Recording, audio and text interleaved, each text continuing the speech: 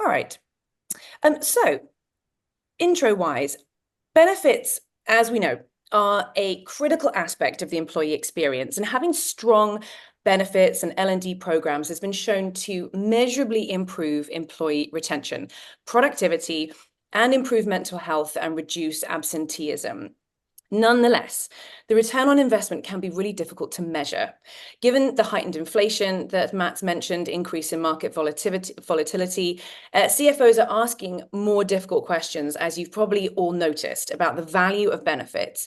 And this is most likely going to be the new normal. Budgets are modest, rational, multiples are lower, and we really are probably never going to go back to the excesses of 2021. So our goal over the next hour is to discuss, firstly, how to internally promote benefits in the current environment and procure budget for those. Secondly, how to design modern benefits programs on a very limited budget and how to measure the ROI on those. And thirdly, lastly, how economic volatility is impacting benefits programs. So let's dive in to our first questions. Part one really here is how to promote benefits in the current environment. And I'll start, Cara, with you. What does a modern benefit stack look like? What's typically included? What counts as a benefit? What are the kind of categories that we're talking about today? Yeah. Well, first of all, that has changed a ton in the last 10 to 15 years. And I can say that because when I first started my career, benefits only equaled medical, dental, vision. And what we've looked at, especially in the last 5 years since COVID, has really been a more comprehensive package. And I like to take a step back and to answer the question of why is all this happening, because sometimes that's important depending on the stakeholders internally you're trying to get on board when you're talking about the importance of benefits. It is important to have a very clear strategy and really deeply understand the why as a leader, because what we all know is if you're an HR, if you are a department of one and you're going to the CEO or the CFO, or if you're the leader of 40 or 50 folks, you having the conviction and be able to articulate well the reasons that you want to do what you do is the starting point for a successful benefit program. And the other half of that is really understanding your employee base and knowing what levers are going to move and knowing what their need is. And I start way back in 1920, and I promise I'll get here sooner. But at that time, 80% of Western workers were in agricultural and industrial, and 20% were in knowledge workers. So fast forward to 2020, and that number had completely flipped. 80% are knowledge workers and 20% are agricultural industrial. And when we look at that 80% and we look at our organizations, we can feel it. We know, and this is why many of us are in HR roles, is that we have a firm belief that the individual worker, the creativity that each one of our folks brings, the impact and the performance that they have is the business. The performance of employees is the performance of the business, full stop. And that's different when you're working in a different kind of environment. That's different when it's a person, 20 widgets, a giant machine, a horse, and then an outcome, right? And so understanding the mindset of the people you're working with is really important in terms of the stakeholders you're trying to influence, and really anchoring people in the belief and the understanding and the facts and the research around the fact that knowledge workers are who we have, and making sure that those folks are able to do their best work on behalf of the business and for themselves. This is a beautiful kismet of having those two things together, having people be able to do their best work and do their best work for the business that's competing in a very in the difficult environments we are in is what we're all here to do and why we inhabit an HR leadership role. So then the second piece of that is asking yourself, what do my employees need? And part of this is also understanding where we are, particularly in North America. This is where most of the workers that I've worked with are and beyond, and saying, what gaps do we need to fill for folks? It used to be, from a community perspective and a social safety net perspective, many of these things were taken care of. financial literacy was something that was passed down, and the world of finances were a lot simpler 30 years ago, 40 years ago. Similarly with mental health care and support, other things around fertility, all these issues that we see on the front pages become workplace issues because we are the folks that are here to address how people can do their best work, and these are the things getting in the way of that. So when you look at what do we need to build for our organizations and what do we need to build for our people, the question is, what are those gaps that they need filled in order to be able to come to work and be able to give 100%? And what I've seen in the last 5 to 7 years is really focusing on beyond the medical dental vision into the mental health space, into the financial wellness space, and into niche areas that we're seeing come to the fore around the hot off the presses are other areas that are underserved, like women's health over the course of their lifetime. And we're seeing more folks talk about family care, and that reflects the broader issues that we're seeing with folks taking care of parents and grandparents and those types of pieces. So I think the question of what does a modern tech stack look like, it is very diverse, and it is very, very specific to your organization. And the beauty of that is that we now have choices. 20 years ago, we didn't have choices. It was whatever the big insurers gave us. Now we have the ability to build a package that will help attract the specific type of employee that will be successful in our org. And we're able to put together a package that's going to be really exciting. And most important, and this is what a lot of people don't talk about, but I want to talk about here, we have to ask ourselves as people leaders, what do we need? Where are we spending our time? If the biggest issue in your org, and this is specific to high growth technology companies, but that's where I've been, so I can speak to, if a big issue is what's happened with the equity in your org, and that's something that everybody's spinning about, which is the world we've lived in for the past 2 years, am I spending my time trying to convince candidates and employees why this company has valuable equity and what that means for them personally? If that's where I'm spending most of my time, I need a benefits partner that can help solve for that so I can spend my time on other areas. If I'm spending most of my time, as many of us were, on helping people with mental health support and lending that ear and being an internal therapist, which some of us still do, then what I need to say is I need a benefits provider that can help with mental health support. Those are the types of things we need to think for ourselves. And I think a lot of times we take ourselves out of the equation as the customer and the most important part of the equation in terms of our time. And when we're talking about return on investment for benefits, we need to be in there, and we need to be able to go to a CFO and say, look, my team is spending 15 hours a week with my employee base dealing with this spin around equity. I need a financial wellness partner that can do this. And Matt and I, we say we go way back. We had a similar situation at Udemy, and we were going to go public, and there were tons of questions about what that meant individually, personally, for each person who held Udemy equity. And I said, my team cannot be spending all their time on this. We have this is really important, and we're not experts, and we have other things we need to do. So we brought in Matt, we brought in Origin, and they solved that end to end for us. So that is as important in terms of an ROI calculation as it is, are we serving the needs of an employee and a future employee? Mm-hmm. And I'd also love to see everybody, thank you for that that prompt there, Mary, in the chat box there. I'd love to see what benefits are that your companies actually do offer, and whether as you're answering that, perhaps you'll kind of be thinking about, like, what Cara said, does that really align with the challenges and the things that you are constantly finding that you're getting from your employees, the kind of questions that you're getting from your employees?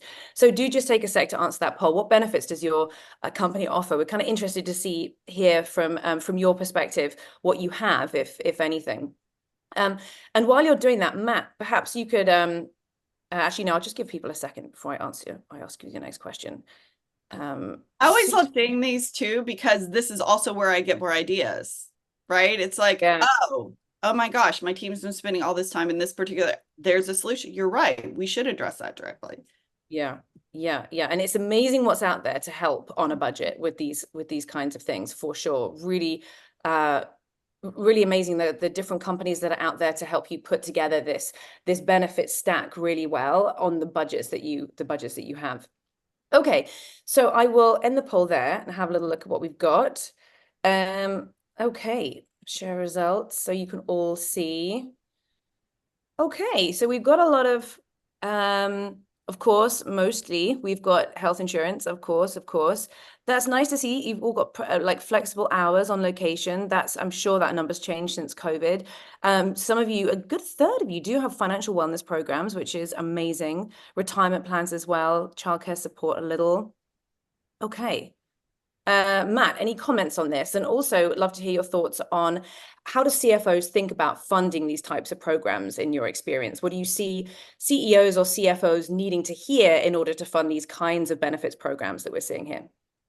Yeah, absolutely. Well, Kara's response was so thorough, just in kind of like the longitudinal way that like why benefits exist, how we think about them, how they're changing.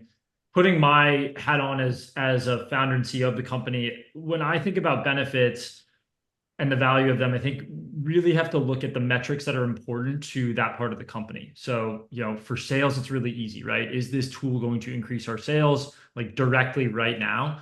And I think at times, in the 2021, 2022 eras, kind of throw everything at a wall and see what sticks. And ROI was less important. I think ROI now is very important. And so we have to be really sharp on the metrics that we're measuring. And that's what we talk to our own clients about when we're helping them go through the process of making a business case to their executive team.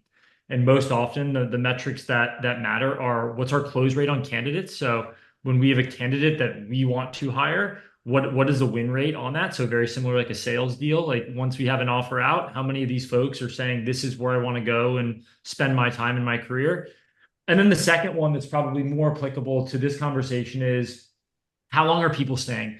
The cost to the business when someone churns out is just astronomical. And it's not just the immediate hard cost of needing to go get a recruiter or training them, but the lost productivity that impacts the other people on that team are massive, right? So you've got, someone's there at the company for a year. They're onboarding for 3 to 6 months. They're probably in seat productive for 3. And then maybe if they're leaving at a year, they're looking for a new role at 9 months. So it's a pretty short time of effectiveness. So that's the one that we really like to hone in on. And we spend a lot of time with this with our customers. And what we've seen is that the attrition rate for users of the Origin product is 40% lower than non-users at a company across hundreds and hundreds of thousands of employees that we work with.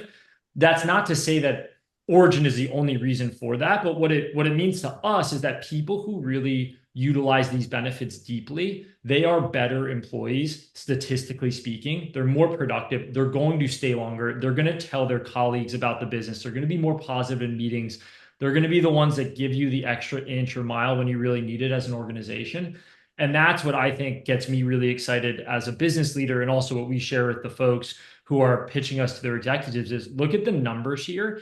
This is really going to improve the functioning of the company, what Cara was talking about when she kicked off the call today. And ultimately, the CFO, their numbers people, that's what matters to them is how do we make this widget, which is our company, look better and perform better.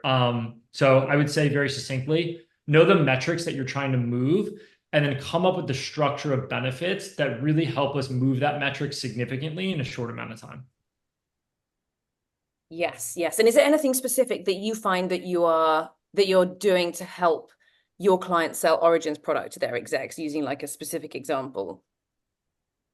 Yeah, I think Kara's example is a really good one, right? I think when we think about selling benefits, there's always two parts to that equation. One is the impact on the employee, and then the other is the impact on the company. So I think there's like 3 things that flow downstream from that. One is great. Your employees are contributing more to their 401k, so utilizing these other benefits more effectively. When they do that, they feel less stressed. They have less depression. They're more likely to stay at the company. So that's bucket 1.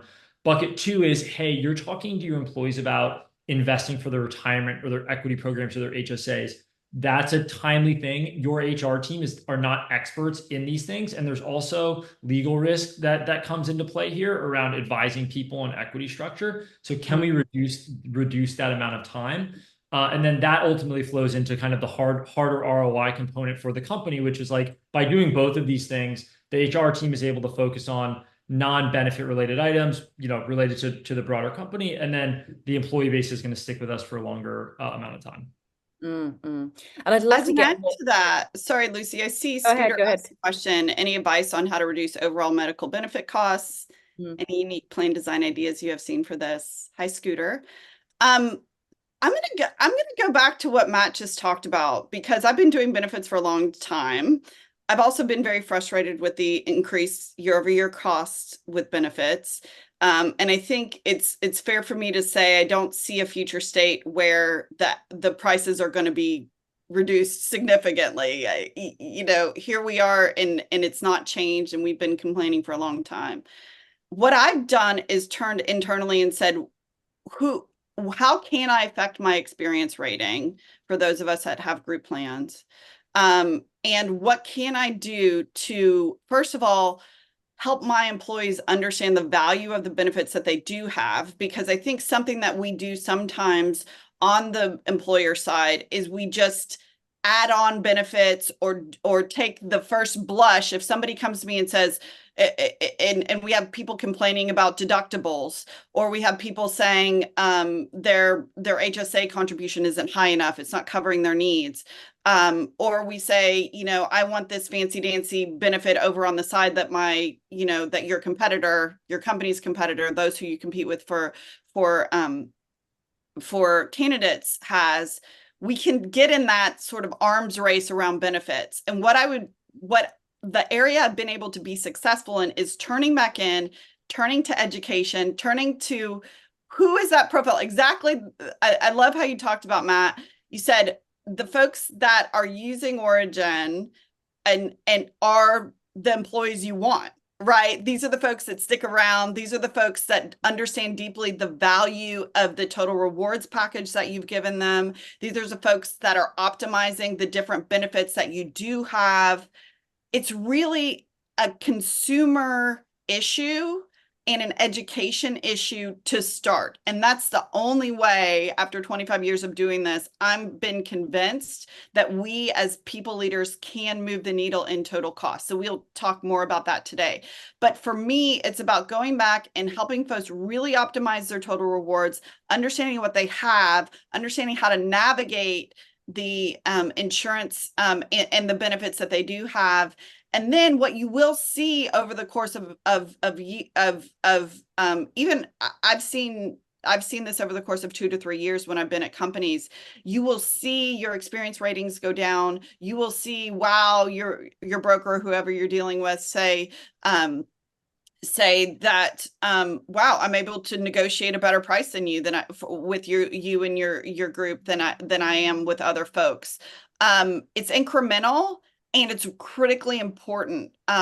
So I would suggest really doubling down and turning into who can you partner with on the behavior side with your employees to get them to be able to feel like they have agency and really leveraging the benefits you do have. And then being able to educate your teams, your recruiters, your TA folks who are out there doing God's work, trying to recruit candidates and being able to sell what you have. That is really important. Yeah, just piggybacking on that, I think that's a really critical thing. And as it goes to cost as well, what we've seen companies do, which I think makes a lot of sense, is go narrow and deep as opposed to so broad. If you have all of these different benefits, I think employees get incredibly overwhelmed with them. One thing that we do with our clients is, we help them run the surveys that they're working with their employees on to understand, Cara, to your point, like what are the specific needs of this workforce that we need to go and tackle, and then finding the best in class at 2 or 3 of the top of the list that comes back. Our clients that I think are really successful with them, rather than having 10 average or below average solutions, they have the 2 or 3 absolutely best ones in the categories that they think are really going to move the metrics and the experience for their employees. And I think a reason for that is because consumer offerings have gotten so good. Like what we can all get outside of work has gotten so good. If I come in and I see this cookie cutter generic benefit that's kind of like an EAP like product, the utilization is almost zero. And so as an organization, I'd rather see 25, 30, 40% of my employees really go deep on, again, there's 2 to 3 than have 2, 3, 4% penetration on 15 different products. And what we've also seen is that when that happens, the benefits team is a much easier job really getting excited about the benefits package, and the messaging becomes more simple and the sharing of it becomes more simple. And ultimately those metrics start to flow. Plus one, I have talked to a lot of my CPO counterparts, a lot of folks at every size of organization. Again, whether you're 30 people, 3,000 people, people are taking a hard look at their benefits package. And yes, it is a tough conversation when you're talking about transitioning or it feels like you're taking something away. But if you can double down on really we have heard you organization say that these are the benefits that you value. We're spending money on things that people may not be using and may not be of highest value to you. We are doubling and tripling down on these core benefits. Now is the time to do that in this economic environment. I've also had some friends and colleagues share with me that what they're doing is they are honing and culling their benefits package exactly like Matt is talking about, tripling down on education and pulling out some of those, some of that extra spend beyond the cost savings that they want to achieve and putting it back into a merit pool, because we are in an economic environment where people are dealing with inflation. They're dealing with additional costs. So giving folks more free cash and being able to articulate, yeah, we know we had very low usage for this particularly sexy, brand name benefit that we thought we had to have, but we're not using. And we're going to funnel that back into being able to pay for performance here, and then being able to give you the agency as your own employee to work with your financial advisors to decide how you want to spend that for you as an individual. Love that. That's really great advice when you're on a budget and things are tight and you have been hit by that inflation to really double, triple down on the ones that you know work really well and take out the rest. Jamie's got, actually, Matt, I'll let you take this question now because Jamie's put to you in the chat box here. It says, Matt talked about the high cost of attrition and how when leaders recognize that cost, they become much more interested in benefits. Do you find that CFOs fully recognize that cost as they consider benefits? Is there a best practice for reporting just how high that cost is across functions? I would say that most CFOs do understand the cost of attrition and understand that it's a serious problem. Really, for the example that I gave, so like if you can lengthen, making these numbers up, but if you can lengthen the average employee's tenure from 18 months to 24 months, in my opinion, you're actually 2xing the effective impact of that employee, because the 18-month employee is probably only effective for like 6 months, where if you get them for 24 months, they're effective for twice the amount of time. I think the trouble is they don't believe that, they haven't been convinced that the program being proposed will impact the attrition number. And so that's where you really need to come back and say, look, there's two parts to this story. One is we've done the polling and we've spent time with our employees to really understand what their needs are. Here are the questions that we asked. And, it's a long list of questions about what's working for you, what's not, what do you need help with, how could this help you, et cetera, et cetera. And now we have data-driven understanding from our employees around what they need to be successful. And then we can go out and say, and these programs directly get at solving these issues. And here are the results from these programs that are reported by the company. And I've also spent time with 2 other CPOs or head of benefits that are confirming that these results are valid. And now I think you're in a position where the CFO just is going to feel a lot more weight behind the proposal that you're putting forth. And so that's where we've seen people be effective. So I would say in aggregate, it's not so much a lack of respect for the challenges that attrition pose to an organization and the cost of those. It's much more around, I have been sold this bill of goods before and it didn't work out for one of 2 reasons, because we either had a mismatch on the deliverable from the vendor and what our employees need, or it was just a check the box type of vendor that didn't actually drive the engagement. And so if I was in your shoes, I'd be pushing really hard on really understanding the engagement behind benefits. And as you know, someone who's been in this space and I've looked at many of these things, I think some of the engagement numbers can be fluffy. And so I would just push on that hard because that's where you're going to see the results. If people use it, I think the results are there. And I think what I'm finding with, well, what we find at Elevate quite a lot as well is that that CEOs and CFOs one, because budgets are quite tight and they do want to make sure those numbers aren't fluffy, to Matt's point, and there is going to be the kind of engagement there, is that they kind of want to see a pilot, a small trial somewhere where they think might work well. And if that works well, then we can expand it out. So I think when you're thinking about pitching ideas or pitching new types of benefits to your executive team, rather than it being a blanket approach across the organization, thinking about where you can start if budgets are tight, small, so that you can prove out your case before it then gets rolled out to the rest of the organization. And we find they do that a lot with our L&D programs and management training and Elevate Academy and those kinds of things, where they want to see that people use it, they want to see that people benefit from it, and they want to see that they get a really good ROI on that as well. And I I want to say that, I'm sorry, After Matt. you, Claire, go ahead. That's on us too. And it's on us to push our vendors for quarterly business reviews, and going back to our vendors and saying, so what we know is, 15% utilization is table stakes for where we want to be. And if you get if you get an organization using 30 to 33% of your benefits, that's a really solid benefit that you should retain over time. We need to know that. We need to report it out against it.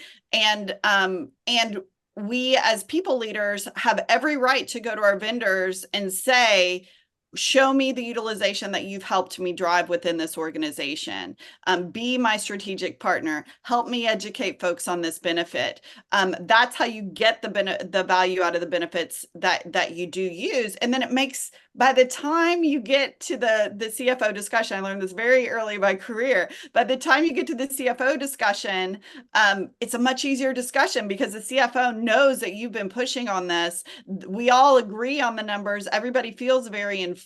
So it's not a once a year hammering and HR putting ourselves in a very tough position where we're trying to convince and we become a martyr for a conversation around why it's important. Everybody's very centered on the benefits that are working for the organization. We're also centered on the benefits that do not have the uptake that we want, and we can have a very frank conversation at the end of the year.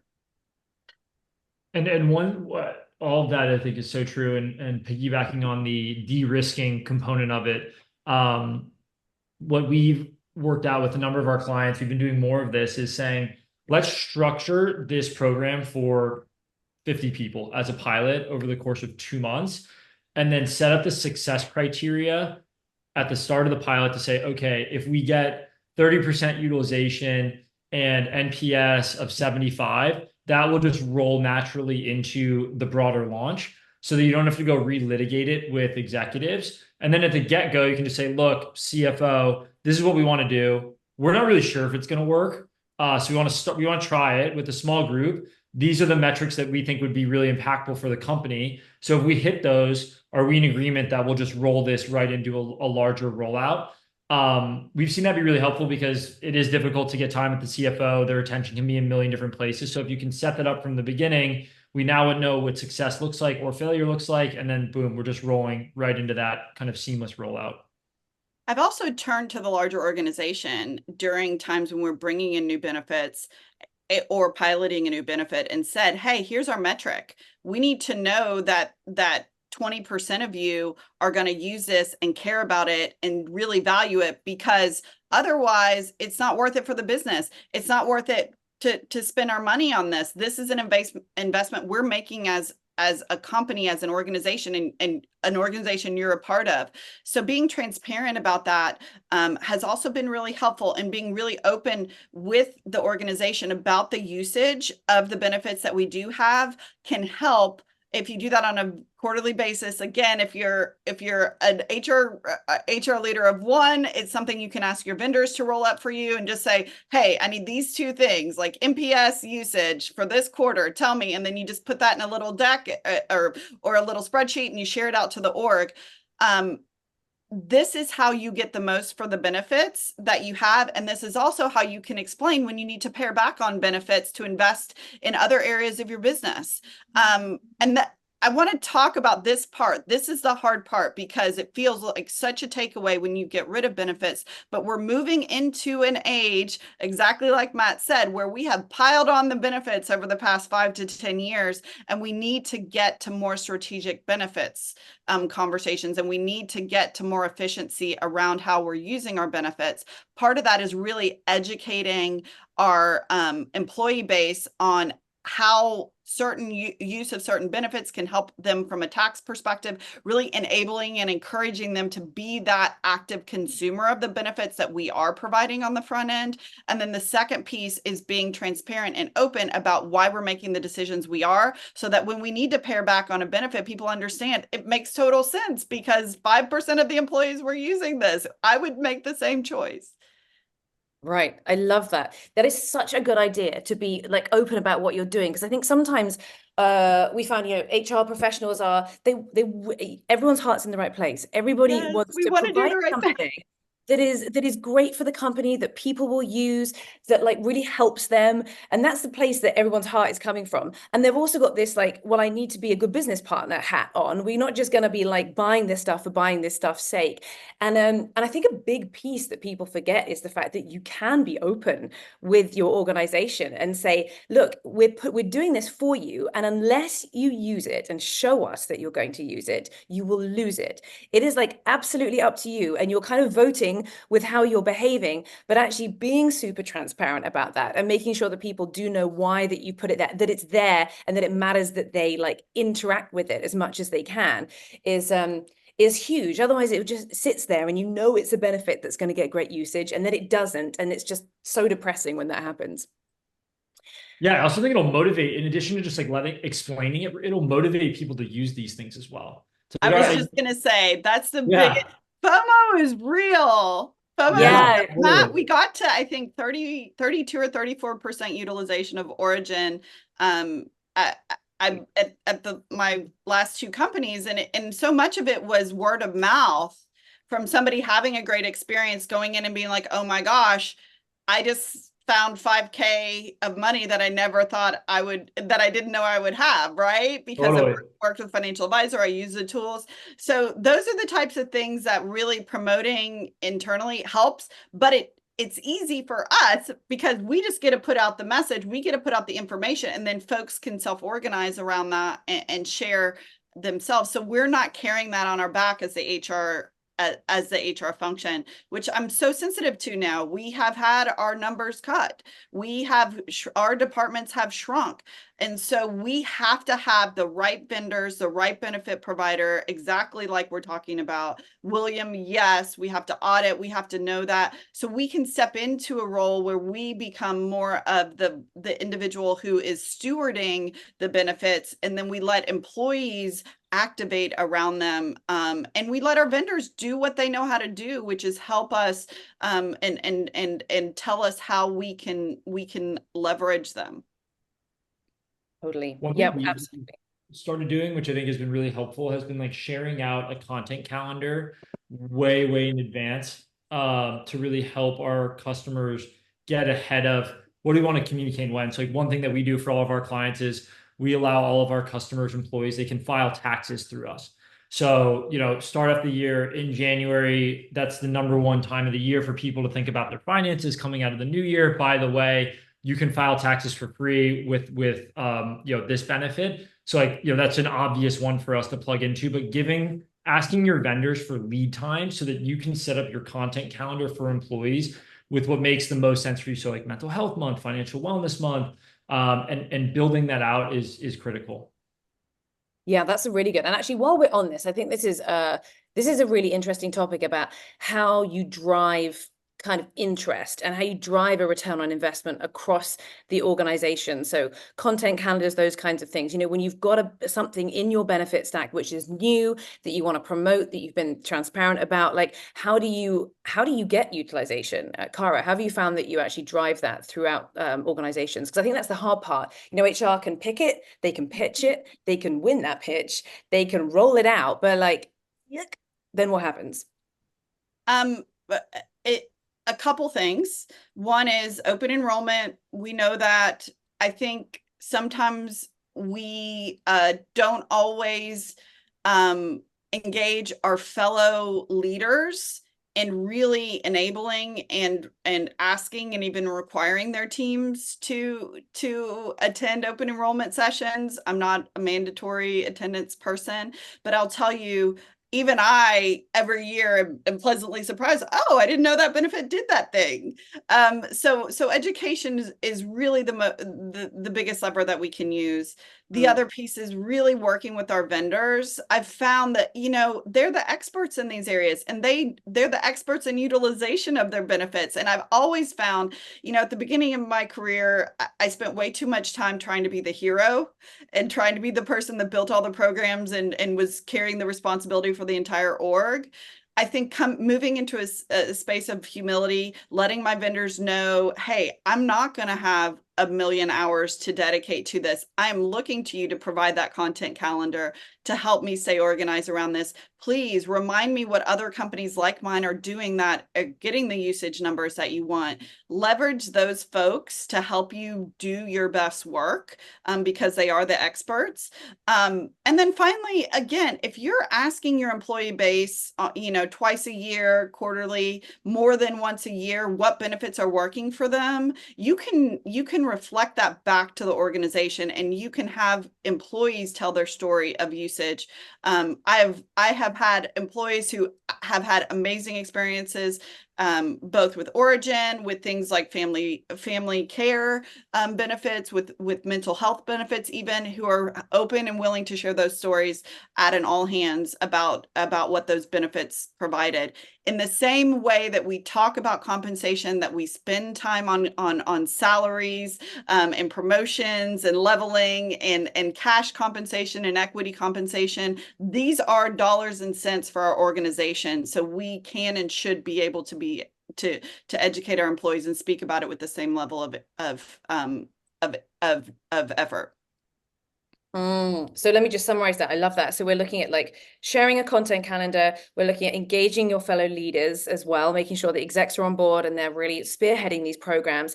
Then leveraging your vendors to help with rollout. We do that a lot at Elevate with our L&D programs. Like, we do know, please ask us. Like, yeah, you're a vendor, Matt. You're a vendor. Like, we have whole teams for this. Like, please lean on us, and we can help you roll it out.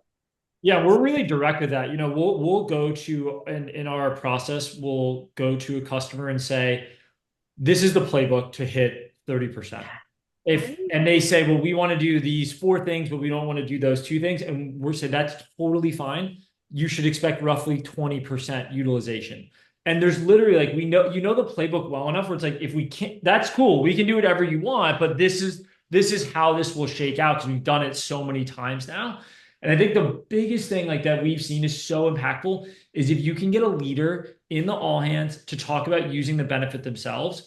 Like, it is an extremely impactful thing for someone to get up and say, this would have cost me a few $1,000s, and I did it through a benefit. I was able to get all of my tax advice through Origin this year. This was amazing. Like, you guys are crazy to not do this. Same thing with mental health, or even, more personal stories around fertility. Like, if you can get a leader of the company to get up and give effectively a referral to that program and say, you get this as a part of being a part of our team and our company, that's when people are like, wow. And it makes sense. Like, a lot of the products that I use in my life are referrals from friends or families or people that I trust and respect. And if you can bring that same thing into the workplace for these awesome benefits, people get excited about them. I've also leveraged myself and my team for that too, to get the ball rolling. Yeah. On telling those stories, right? Totally. Amazing.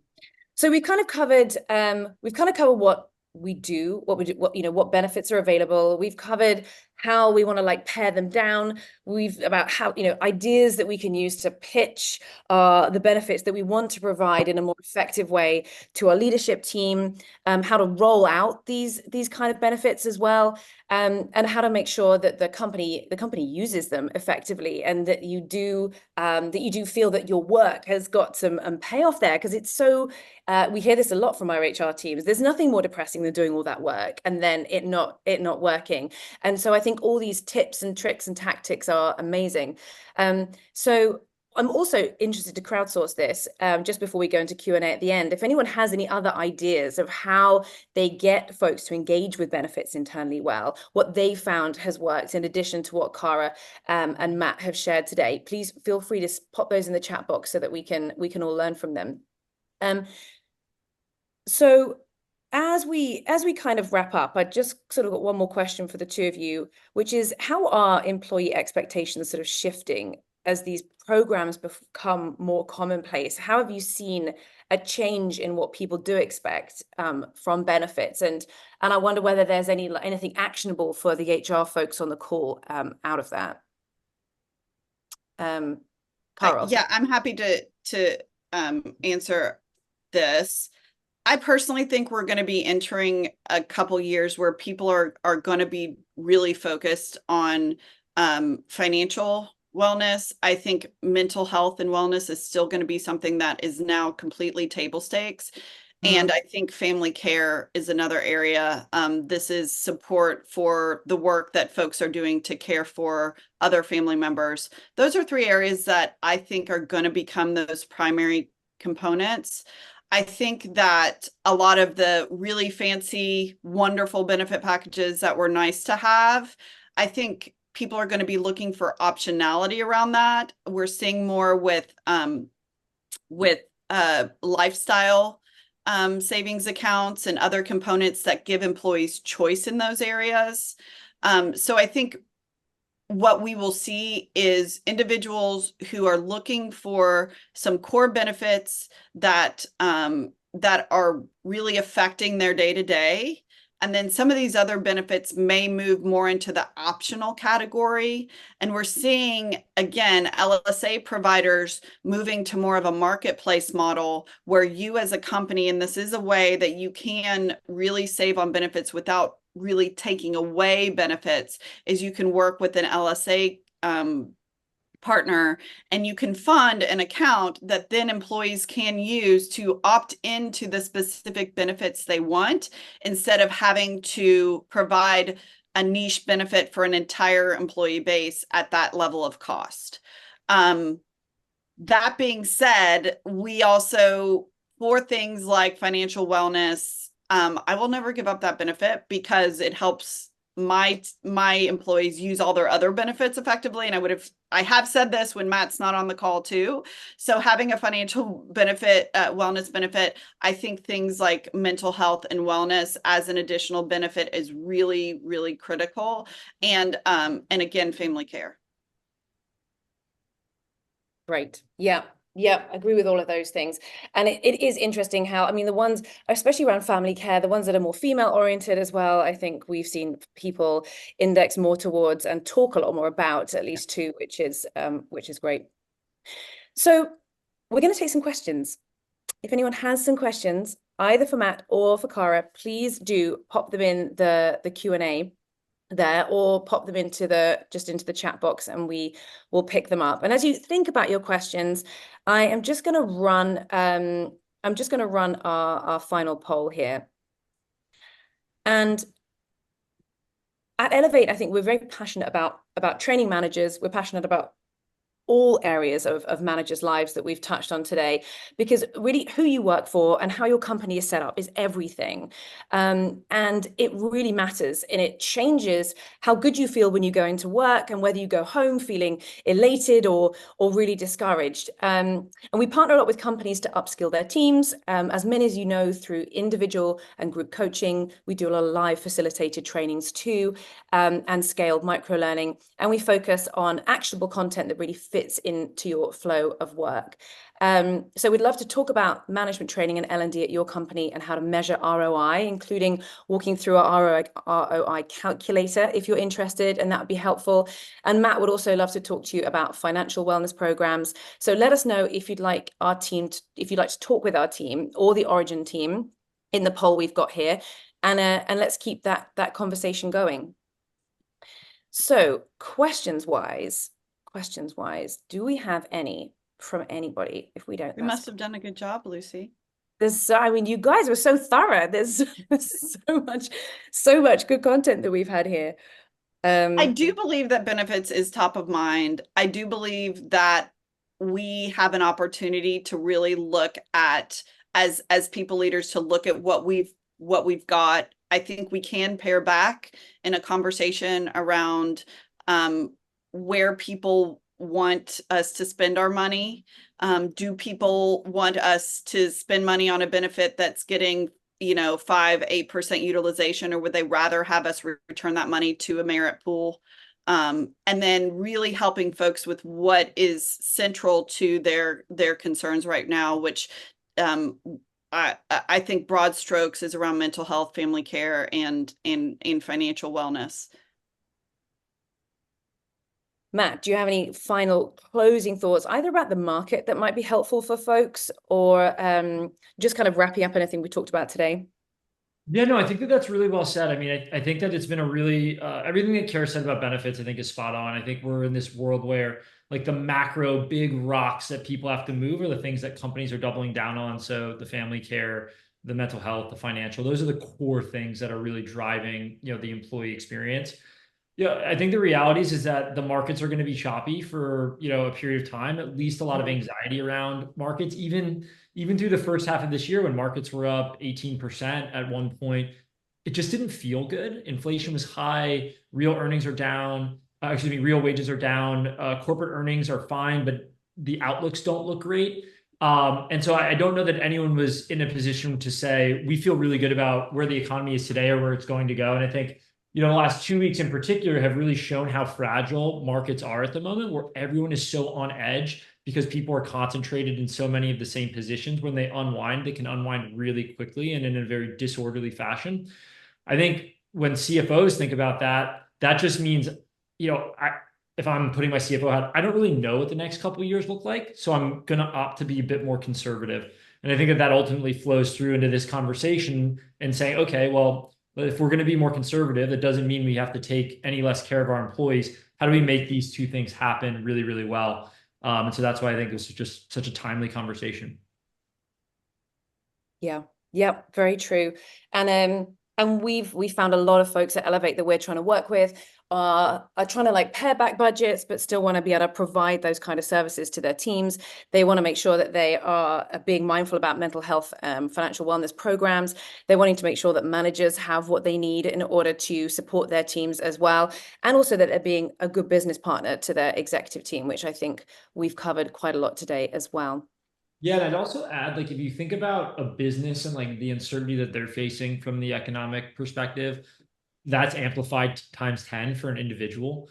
Yeah. And it's been a really bumpy couple of years, to manage your own personal finances. So, just a really timely moment to think about that at the employee level and say, how do we support folks through their own uncertainty?